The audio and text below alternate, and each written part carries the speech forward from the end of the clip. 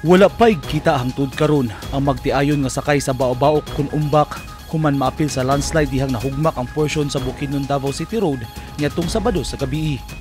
Kaganiha Oktubre 20, gipadayon ang search ug retrieval operation human temporaryong giundang kagahapon tungod sa kangit-ngit sa lugar ug sa posibleng pagdahili usab sa yuta.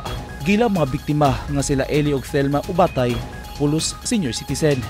Pauli nun ta mga biktima, gikan naninda og gulay diyang naatlan og naapil sa landslide.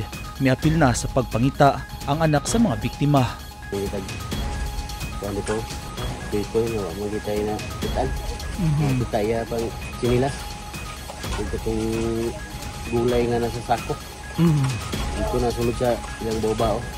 Makita sa drone video ang gilap doon sa midahili nga yuta sa overview, Sitio Kipulot, Barangay Palakapaw, Quezon, Bukidnon. Kapin 200 metros ang gilaw mo niini.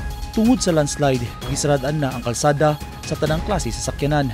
Ana sa 6 lanes ang kalsada, apan halos 5 lanes niini ang nahugmak sa landslide. Giabisuhan na ang mga motorista nga moagi una sa mga alternatibong rota. Kung wadto og tagom gikan sa Cagayan de Oro City, pwede moagi sa junction sa Sayre Highway Poblacion via Kapalong, Talaingod, Valencia Road.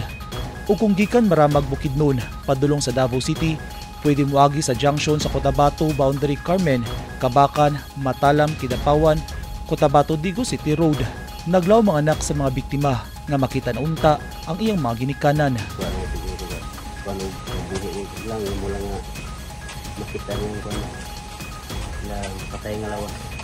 Okay, murag baduhan ko mabuhi ko. Ito nang bago sa kuan. Slide. Nagtinabangay na ang Provincial Disaster Risk Reduction and Management Office, City Disaster Risk, mga pulis, sundalo o mga personahe sa Bureau of Fire Protection.